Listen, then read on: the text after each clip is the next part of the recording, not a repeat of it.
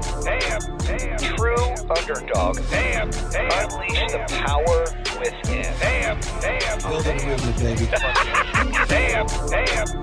True underdog. Unleash the power. Jason Waller here, True Underdog Podcast, Unleash the Power Within. I've got my co-host, John LeBlanc, on here. We're still doing the COVID stay at home, trying to get through this time. We've got a special guest here for you, a true boss, a true entrepreneur, a true builder, Gokce did not. How are you doing, Gooch? Hey, Jason, I'm doing great. How are you guys doing? I'm good. Great. So we talked about it a minute ago. I suck at pronouncing your name. Let's see if John can do it. Gokce. Perfect. That is truly perfect. I'm not kidding. Good job. Great. That's great. Well, so you're in Michigan right now, right?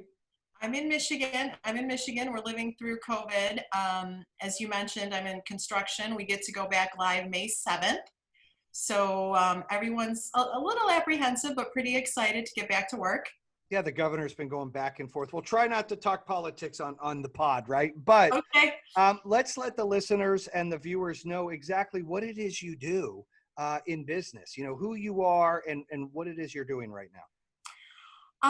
Well, for the past really 15 years, I've been kind of a serial entrepreneur, but the last 10 years, I've been in single family custom residential home building in our area here in Bloomfield and Birmingham, Michigan, which is how we met, Jason. Yep. And, I got into it through, my personal home, we built about 13 years ago. And the gentleman that built our home said, wow, you're really good at this. So the way that my process works is I have a vision. And then my architect, I draw something, but then my architect really draws it. And then it gets built, right? So, most people, when they think about construction and the building process, it isn't necessarily a great time in your life. Everyone thinks it's very stressful and difficult. And I mean, I loved it. I loved working with my builder. And he said, you know what, and my background's engineering. I've always been in kind of male dominated fields. He said, this is so easy to do with you. Let's partner up on stuff. And I was like, okay. I was actually at the time, so my background's engineering and finance, and I was off the record managing our money and two other people, kind of high net worth people.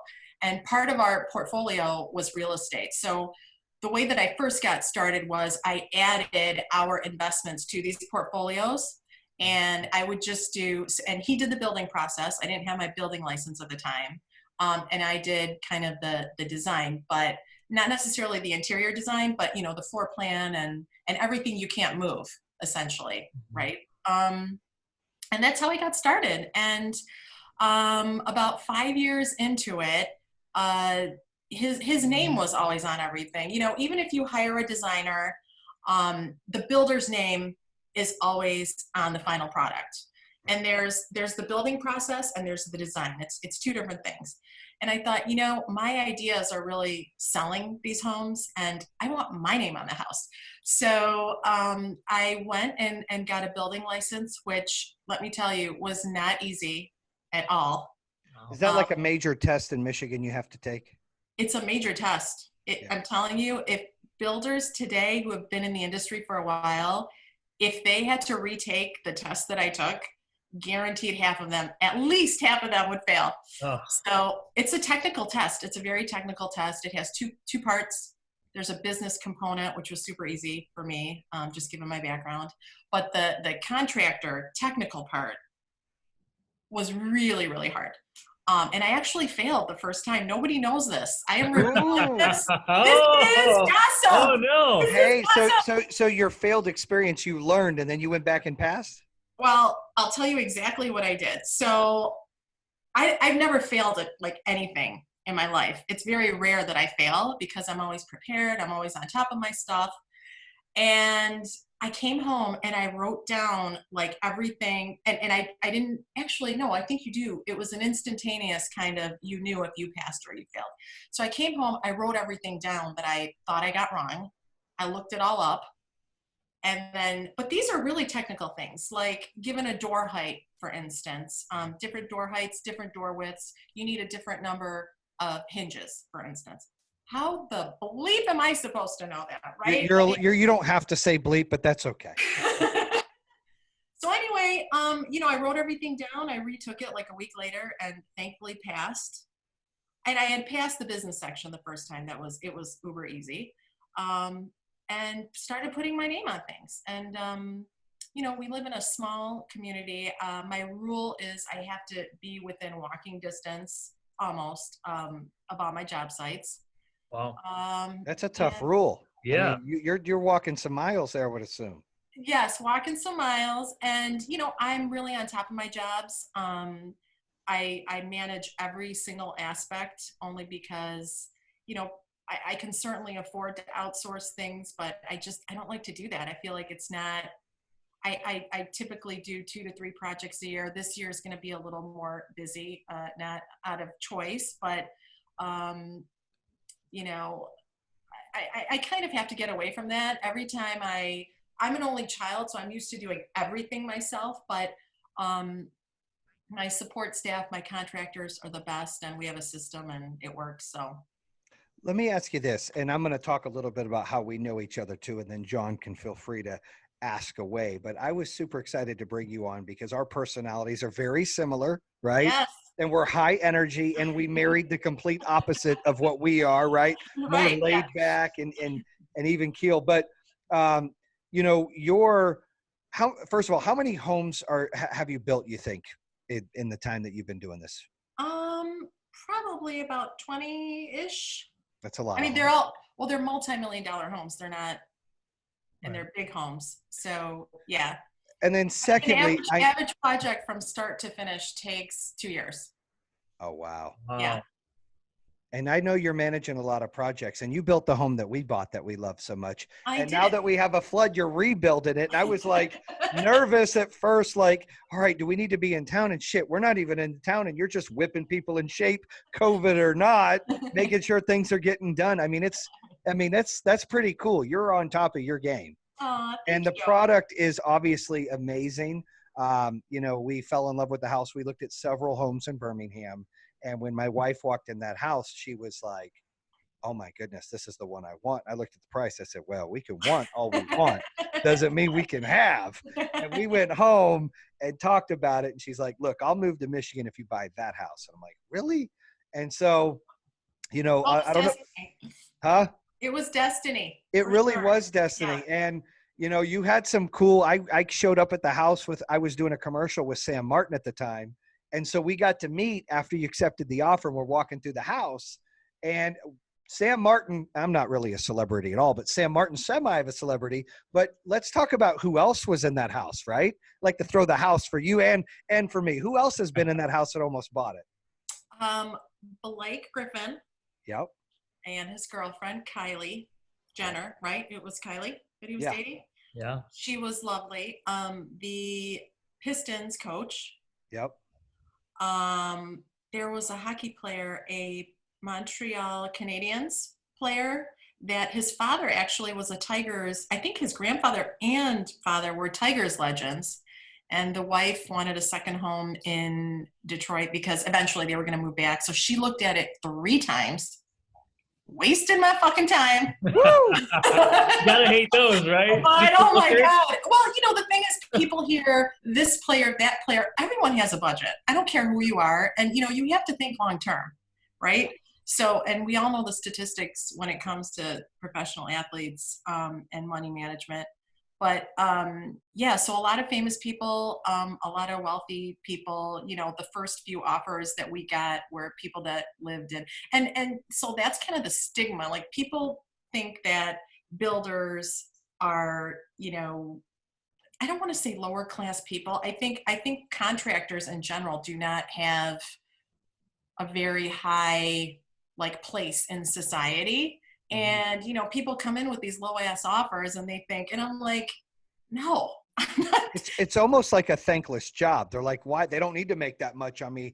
They forget that you're having to put time in something, build something, and your time and your energy is worth at making something, just like they're working their job. Well, and they really don't realize, like what I told you is most people buy a product, a home based on what it looks like, aesthetics, right? Finishes. And if you're building something from the ground up, that is not the most important thing. The most important thing is, well, what does the foundation look like? What did you use as backfill? I mean, and we do everything right. And obviously I stand behind everything that we do. And so do my guys. I mean, I'm really blessed. I've known these guys, probably 3/4 of them were the same contractors that were on my job here. So, Wow. and so between me, Dave, and another custom builder in the area, they're employed full time. So that's something that keeps me going too. I really love them all. Hey, but instead of Blake Griffin or anything, Kylie, you got me. All right, you I got you. you got me I'm and so Liz, lucky. right? In the Waller. So lucky. That's So right. lucky. That's right. Yeah. So let's. But can I tell a cool story? This is a freebie. Tell whatever you want. Okay, good. So, John, I was headed to Israel, and we had an accepted offer. I think it was accepted. But Jason said, before we close, I have to meet the builder. I don't know why you wanted to meet the builder. I remember Jason's telling me this story. Do you? Yeah, go ahead. Keep going though. So this was like on a Monday. And I said, well, that's great. I'm going to Israel Wednesday. Like, it's either today or tomorrow. He gets on a plane the same day. And I'm like, I love this guy, whoever he is. He's a badass, you know what. So that was really cool. And then, he rolled up with Sam, and who else was with you guys? Oh, they're your real estate agent, I think? Yeah. We won't say his name. We don't need to give him credit. We tried to use him for some other things and send him referrals. He wasn't interested. So yeah. Anyway, so yeah, it was definitely destiny. It was. So did you build that house from the ground up, Jason's house, or was that something where you acquired an existing property and then did what you want with it? No. So even if I buy land that has an existing home on it, we completely excavate the foundation. Like, we demo the house, we excavate the foundation. So Dave and I, when we started back, there was one house that I've ever done where we kept the foundation. And so basically everything from the ground up is new, but what lurks below is not. And Birmingham has a higher water table. And what happened? The basement fucking flooded like 3 times. And I didn't know any better. I mean, it was like we were just getting started.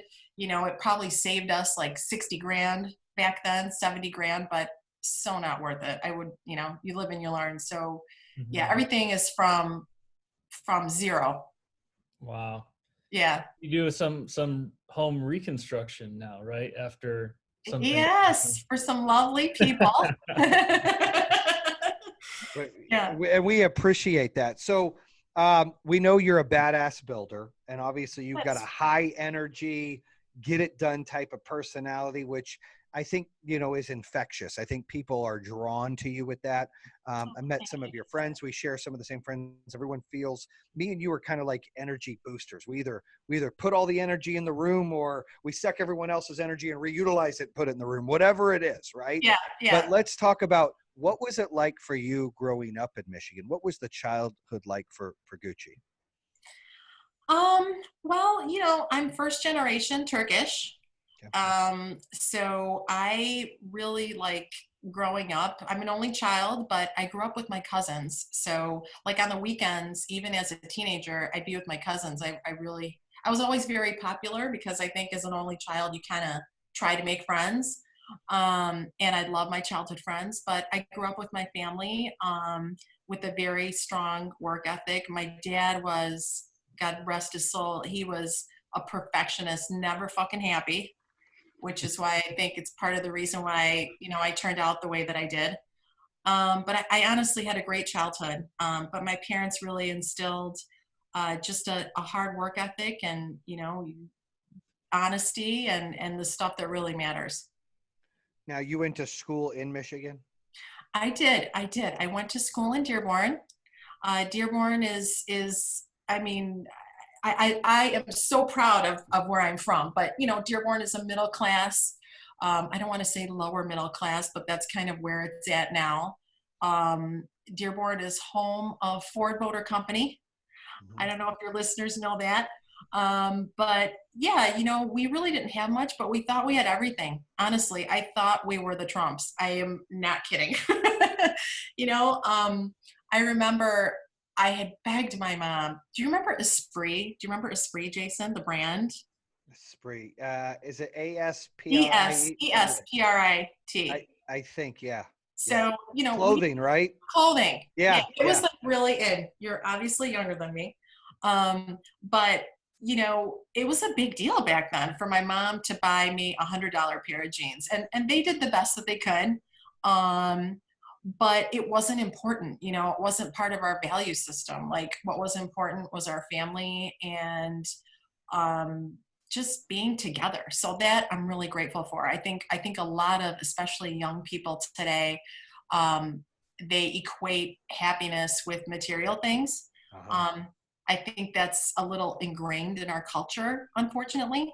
And maybe some of this Corona will put it into perspective, even for some adults, because we had what we needed, but we were happy. Like we didn't think, my first car was my mom's like 10-year-old Ford Tempo.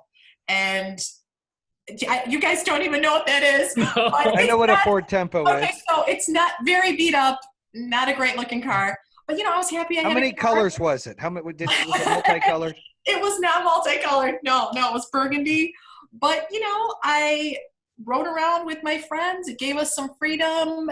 We didn't know any better. Yeah. But very happy, very happy. Do you have kids now?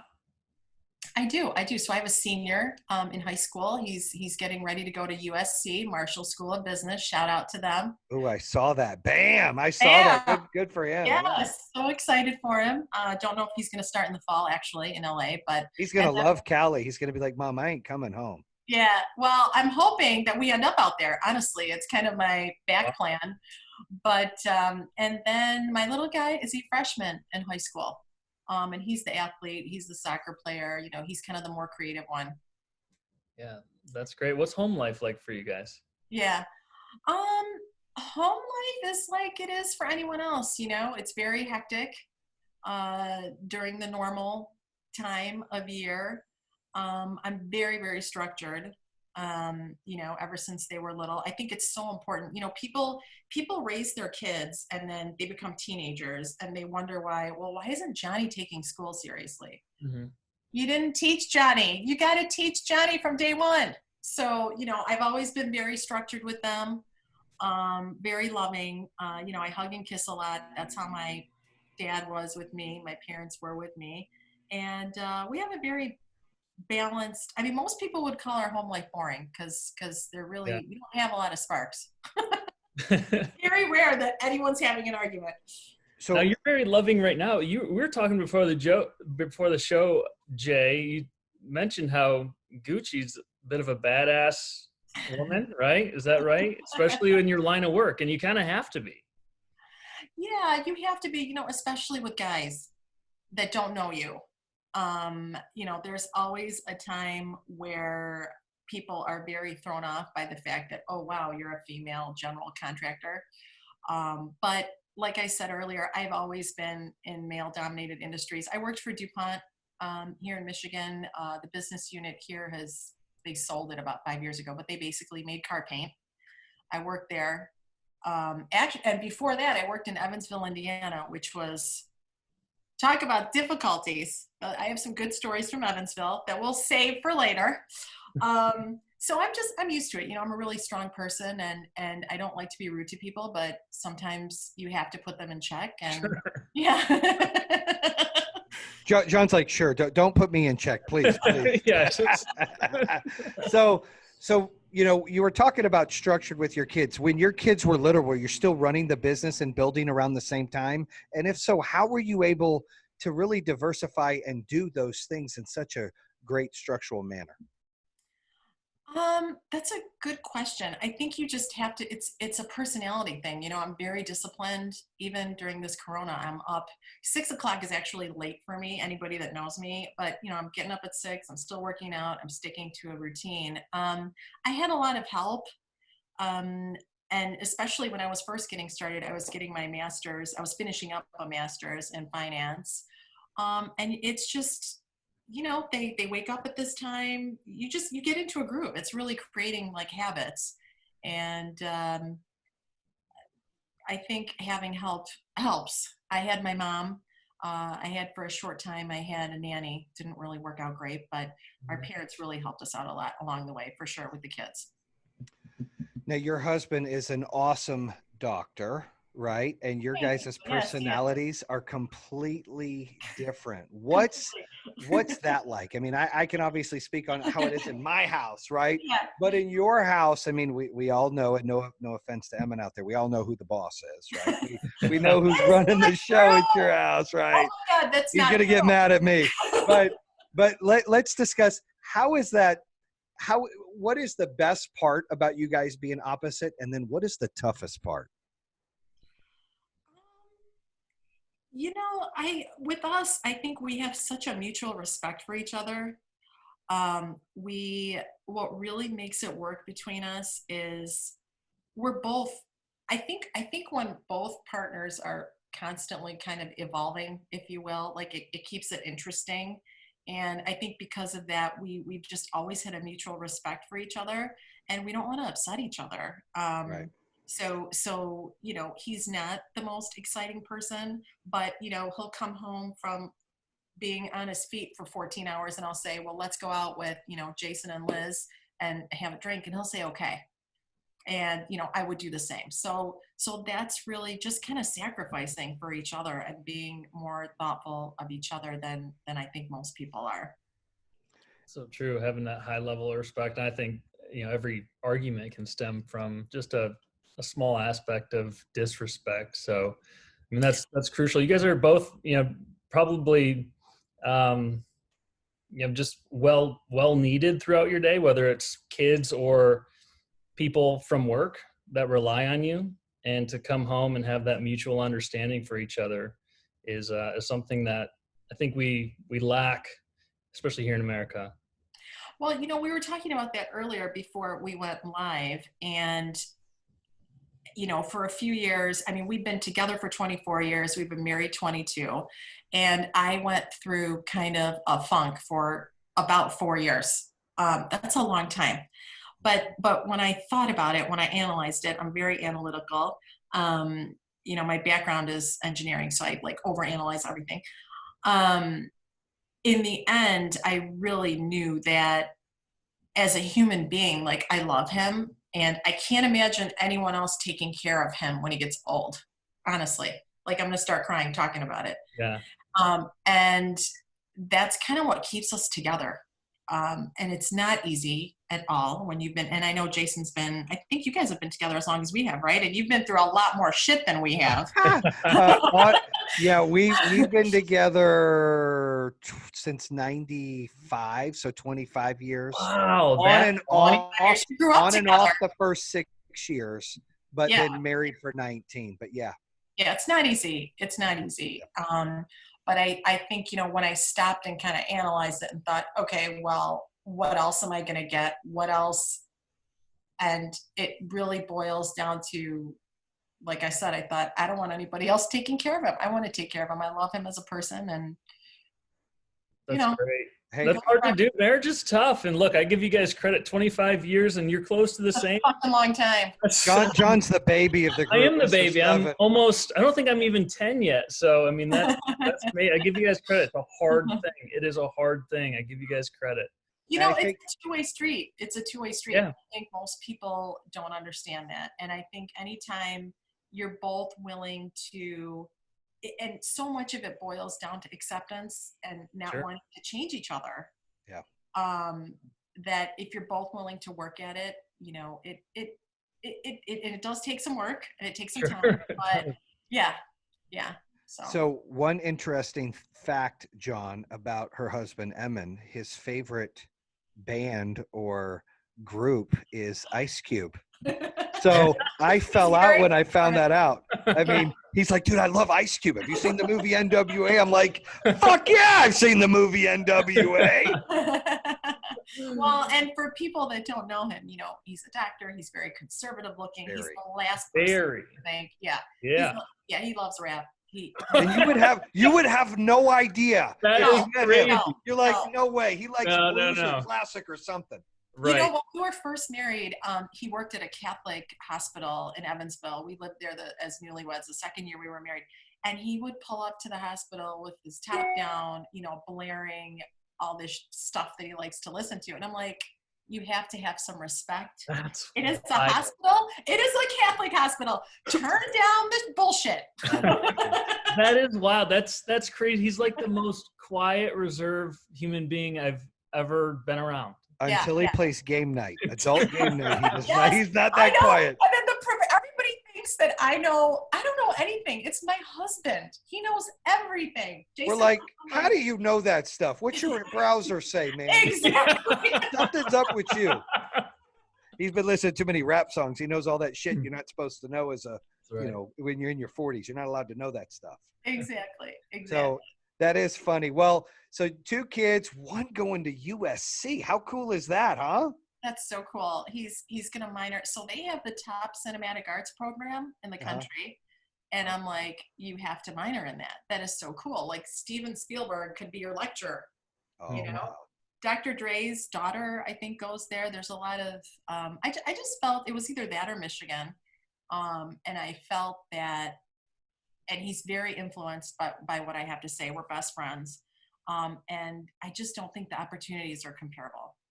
And everyone keeps saying, well, he's going to be so far. It's a plane ride. I'll get on a plane and I'm there. It's not that big of a deal. So I would agree. I would agree with you. I didn't want to rob him of the opportunity. And he's super excited. He tells me, I'm not offended by this. He tells me the girls are better looking out there. So he's got his eyes on the right possessions, I think, right? Yeah. So he wants to be a real estate developer. That's his, I think based on what I do. And one of our really good friends is a real estate developer as well. I told him the first thing he has to do when he goes out there, I said, analyze all the markets, analyze all the sub-markets. Let's buy your first property. You can manage it, do whatever you want, and learn as you do.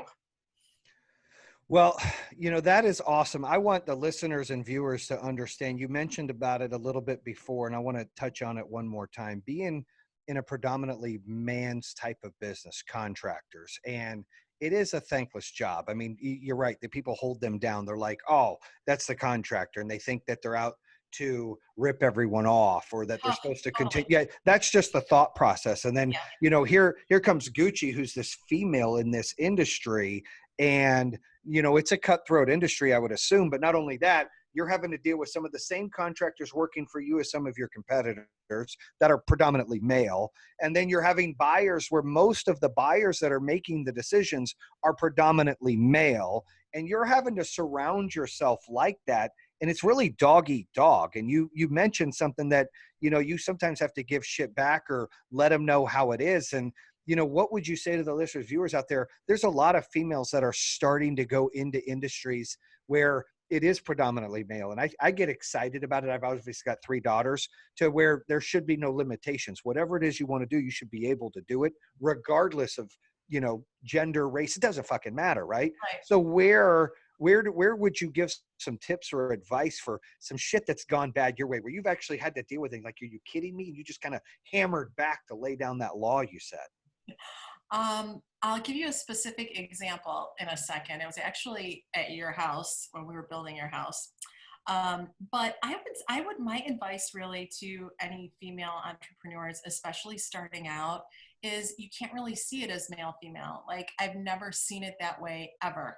I understand the whole Me Too movement. You just got to accept the fact that men are men, women are women, stuff's going to happen. And you just have to give it your best. And I think when people meet me and they typically trust me and they know that I know what I'm doing, if you're well educated and you're motivated in what you're trying to and where you're trying to go, you'll earn everyone's respect. And so that's the advice that I would give. Just be really good at your craft, work really hard, get a good reputation right out there.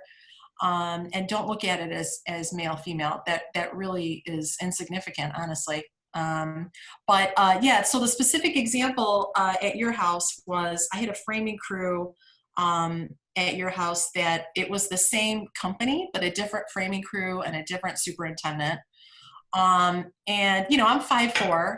I actually tumbled down the stairs at your house when my painters caught me. I could have died at your house. Oh, wow. Wearing wedges, but typically I wear flats. I don't wear steel toe boots. Don't tell anybody, but typically I do wear flats, and I'm 5'4". So I had multiple crews on site that day, and the superintendent, who we were just getting to know each other, was upset about something. And he was kind of getting mouthy, and it takes a lot to upset me. I mean, I'm 45. When I was 25, I was like, boom, in your face. I'm not like that anymore. I'm a lot more mellow, actually. He kind of took a shot at me in front of the other guys, though. He wanted to kind of be like the lion. Yeah. Uh-oh. So he took a shot at me, and then he took another shot. The third time, it was probably like 3 feet or maybe 4 feet stack of plywood. So I got on top of the plywood and I was in his face. I mean, if a police officer had driven by, they would have stopped. Like, my hands were going all over the place. Any bad word you can think of was coming out of my mouth. And I'm like, you're a fucking 5-year-old in a 35-year-old body. Go check yourself or don't fucking come back here. Good for and you. Guess what? Yes. Guess what? After that, he was sweet as pie. Great. I mean, you should know. You don't get mouthy with the person that's writing the check, dumbass. Sometimes you got to remind the people who's in charge, right? That's the deal, right? I was like towering over him because I got on that plywood. I'm like, oh. Yeah. That's a sideways finger on the oh, my fingers, everything. And then this one other time, which this kind of shows how sweet my contractors are. So my core group of people, we, plumber, electrician, HVAC people, we've been together for a long time. And there was a neighbor, this was not at your house, it was another house. There was a neighbor across the street that was taking advantage of one of the guys that had a pickup truck. And he asked, and they were building a house too. They asked for this favor, that favor. And the guy said yes every single time. And I walked over there. I said, dude, don't take advantage of their kindness. I said, next time, they were going to Home Depot. Like, it was a big thing, this favor he was asking. Right. I said, can you at least give him like a 20? He's doing this out of the kindness of his heart. Show some appreciation. And so I'm over there talking to him, and my hands again are flying all over the place. And I hear him say, it's okay, guys, it's okay. And I turn around and my plumbers are there. And they're like, are you okay? Like, do we need to step in here? I said, no, we're just talking. It's fine. But things like that mean everything to me. And we have such a great relationship. What really keeps me going, even when the economy is bad, is making sure they have work. Yeah. That's what stresses me out more than anything. I'm just really blessed. I'm really blessed. I think people need to know too that when you walk in a room, you're one of the smartest or the smartest people when you walk in the room. And I think that people sweet. get that when you get in there and you start talking to them, and they're like, oh wow. And I think that the fact you're very welcome. And we had another entrepreneur, female, Abby, on the other day, and she mentioned, we asked her, you're in a solar business, it's a construction business, predominantly male. She said the same thing you said, which I think the listeners and the ladies out there really need to hear. It's not that way to you. When you don't look at it as male, female, and if you don't see it, you don't allow them to see it, right? And that's the biggest deal. As long as you don't allow them to see it, there's nothing to see. And I think that's the mindset. I've never looked at it that way ever. I've never looked at it that way. And, whether you're a man or woman, a lot of what I've run into, like even when I was at DuPont, I had this PhD. I got promoted very quickly because the other engineers that were there were just lazy. Like they didn't even know how to use this formulation software that we had. There was a guy that I shared an office with, had been there for 15 years, did not know how to use this program that I learned in like a month. So I moved up very quickly, and I'll never forget he wasn't my direct supervisor, but a superior. He had his PhD, but clearly had a small dick problem. Keep going. I love it. He goes, you're not a thinker, you're a doer. And this is where you run into problems. Instead of being threatened by this hardworking person on your team, give them something to get done and like embrace that. But that's where all these problems come in, right? Insecurities and stupid bullshit. But I will never forget that. He was such a loser. That happens so many times. I'd like to call them haters, or people that find reasons to, rather than better themselves, they want to pull other people down or bitch or complain or point fingers and make excuses of why you're so successful and they're not, or you had it easier, or you had that, whatever it is. And, I always try to preach that we write our own map. We get up, we put our pants on. Nobody else dictates what we're doing today. We do. Nobody else dictates whether I'm going to go right, left. I'm going to have this relationship with this person. I'm going to talk to this person. I'm going to make this decision. That's on us. Nobody else. So the excuses are, I agree with you. I think people, their insecurities get the best of them, or the small dick thing. That's a true comment too. The guys driving the cigar boats on the lake that are no, you're good. And they're struggling and they feel like they've got I'm told I have short man syndrome. I just get pissed off fast. I got a bad temper. Doesn't mean I got a short man syndrome, but no. Well, you don't put people down. Do you know what I mean? No, I don't. But I do get in their shit though. Like that's where I can relate. Completely different. Yeah. Yeah. Yeah. When you were talking to me, you had your hands like this, and for those that are listening, it's like the gun movement and moving your hand. We were just talking the other day. Yeah. I don't know if John knows this story, but there was a time that we cut down some trees in an old neighborhood. We lived in Mooresville, and the neighbors were picketing sign our house and giving my wife a hard time and saying things to my kids, and it was Halloween. And so I came home. I knocked on the neighbor's door and I'm like, what are you doing? Like, why are you guys out here? We got permission. What are you doing? He's giving me a hard time. I was younger in an older neighborhood. And he's like, do y'all sell drugs over there? I'm like, no, what are you talking about? You got cars? I'm like, look, asshole, like, don't come to my wife's house, my house, speak to my wife, picket sign. Don't do it. I don't want to create a problem for you. And I left it alone.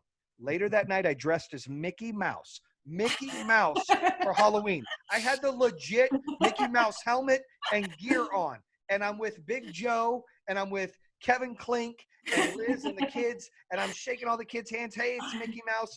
And as I'm getting back to my house and no kids around except my family, I hear that son of a bitch neighbor running his mouth. Yeah, that guy had the ball. He doesn't know I'm Mickey Mouse. Had the balls to come over here and do this, and he's running his mouth. About that time, I ripped the Mickey helmet off. He's about 6'4", right? I'm 5'10", and I've got gloves like this. It's one finger and thumb, and I'm in his face. I will stomp your ass. I will do this. And that's what that reminded me of with the finger and the thumb, like Mickey whipping that ass. It doesn't matter. It just kind of comes out, it just kind of comes out. We have a threshold, and when you cross that, it's over. Game on. I go 1, 2, 3, 10. There's no 4 to 9 for me. I'm working on it. Maybe with age I'll slow it down, but it's 1, 2, 3, 10. I get it. I've done some really crazy stuff in my time. I've gotten out of my car and done this to people. Oh yeah, I used to be. I mean, I've matured quite a bit. She said I used to be a gangster. You guys are alike. You guys hey, Emmons listening to Ice Cube, and Gucci's a gangster. Now we understand. Yeah, but I think as long as people respect you and check themselves, we're good, right? We're nice people. I agree. Well, this has been fun. John, any other final questions you want to ask? This has been great. No, I just appreciate you coming on, and it's nice to get to know you a little bit more. I've met you a few times, and you've been nothing but kind and energetic, right in the room. Oh, thank you. And And you've I'm so got, happy. I'm so happy. Thank you I was really excited to do this because I'm a huge Waller fan. I'm a huge Power Home Solar fan. And Appreciate that. I really believe in you guys and love what you're doing and just so happy to be here. Well, thank you. We wanted you to be the first female. That didn't happen I know, I based was on pissed, timing. Jason. Hey, but you can be our favorite female. No offense to all the females Right out on. there. I better Definitely be. our I better favorite. be Okay. something. Hey, you're definitely the most gangster female we've got. that's That for I can sure. tell you. Ain't nobody got King Kong and everybody else ain't got shit on Gucci. Okay? He's laying it down. So thank you, Gucci, for coming on. And what is your build the company name of your building company? Yeah, so my building company is my initials, GBD Residences. GBD And Residences. the boys just picked that name and we went with it. So I like it. I like Yeah, it. Well, good. Well, thank you for your time on here. That's a wrap. You can guys. check out our podcast at iHeartRadio, Spotify, Apple Podcasts. Check out our badass YouTube at True Underdog YouTube. Ready, John? Bam! Damn. True Underdog. Unleash the power within. Building a movement, baby.